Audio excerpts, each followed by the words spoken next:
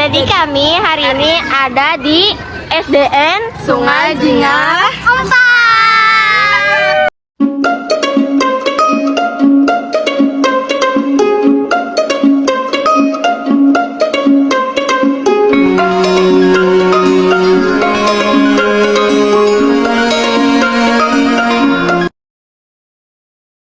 Gimana perkembangan peserta didik di SD sini?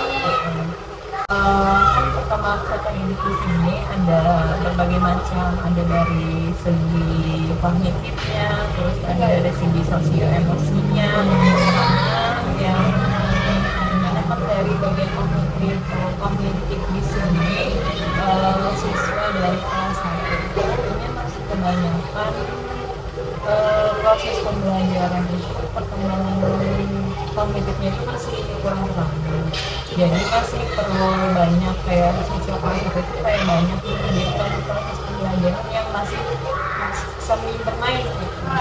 Jadi supaya pertama kan merujuk dari si anaknya sendiri, kalau misalnya anaknya kadang bisa maling kok, jadi lebih baik sistem pembelajarannya itu kebanyakan yang seni bermain, jadinya sambil menikmati karena kan masih terbawa proses yang PAUD kok, yang di PAUD itu kan buatnya seni belajar, jadi lebih banyak menghadirkan pembelajaran kayak itu dari segi kelas 1 sampai kelas 2, kalau 3, 4, 5, 6 itu sudah lumayan sudah mandiri anak-anaknya, jadi proses pembelajaran untuk yang bagian perkembangan kognitifnya itu bisa aja kayak guru-gurunya itu biasanya cuma menghadirkan simbol-simbolnya, jadi anak-anak itu disuruh menganalisis dari simbol-simbol itu biasanya. Kalau yang dari segi perkembangan sosial emosionalnya untuk yang kelas 1 masih bawaan masih kanak-kanak lah, banyak yang masih menangis, masih cenderung yang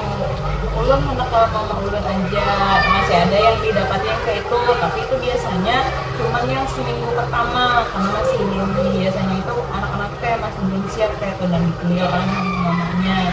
Jadi untuk seminggu pertama dari segi orang tua pun diperbolehkan aja untuk menghati anaknya, tapi untuk yang sudah keberlanjutannya itu diharapkan si anak itu lebih mandiri, jadi biasanya di muka sekolah itu diberikan peluang dia supaya orang tua itu batas kunjungan atau masuk orang tua itu biasanya. Kalau tantangan yang sebagai guru kelas 1? Dari segi tantangannya ya tadi karena tadi bawaannya masih kayak masih TK, jadi pembelajaran itu seni bernyanyi, bermain, jadi kebanyakan yang itu, jadi lebih ekstrak mengolah modulnya.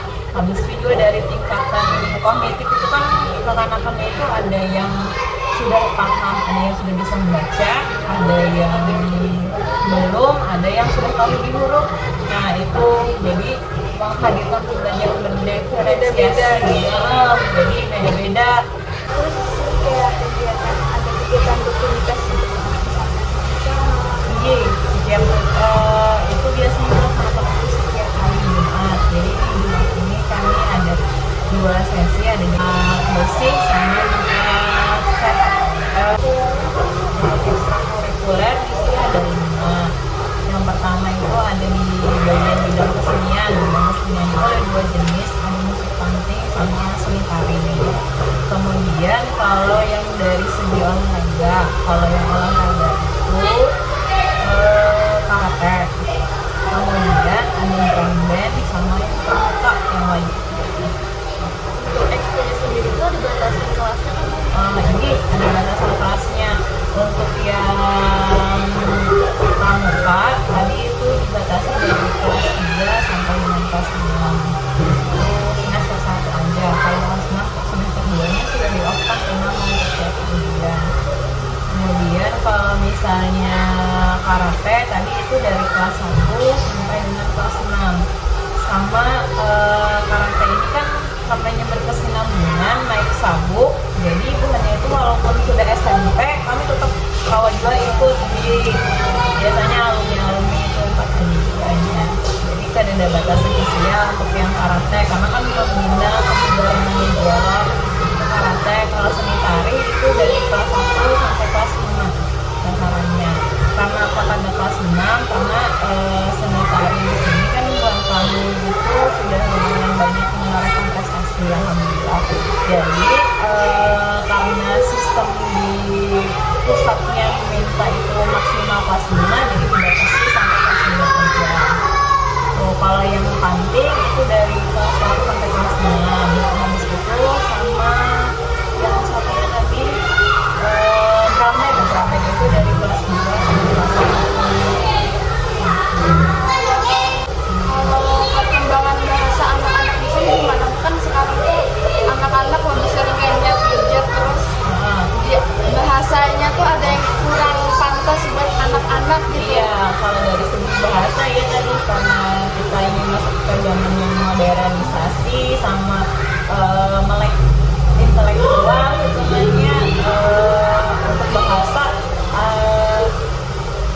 lebih banyak anak-anak itu pakai bahasa yang modern kayak ya kadang banyak yang masih kita pakai media yang kayak itu kan mendengar di TikTok terus yang di YouTube ya itu tadi gradasi moralnya bang juga yang kurang karena dari segi tumbuhannya juga karena kan kalau di sekolah itu kan berapa aja yang ada di rumah sekolah, nah kadang di rumah itu dibebaskan oleh orang tua.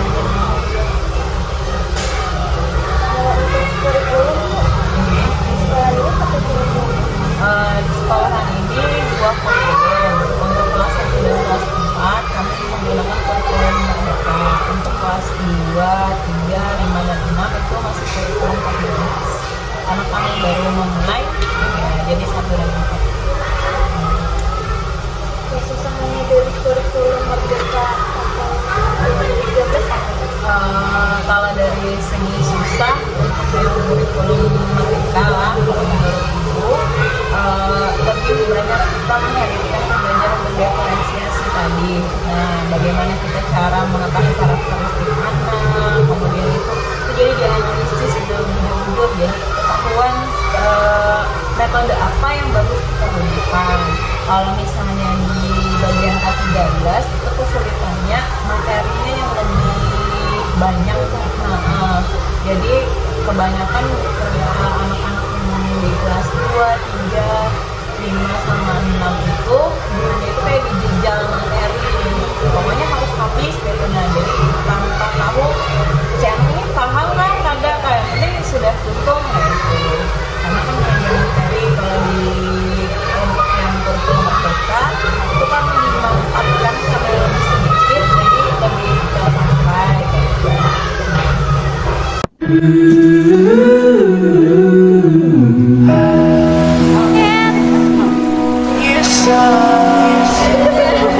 Sorry I'm gone.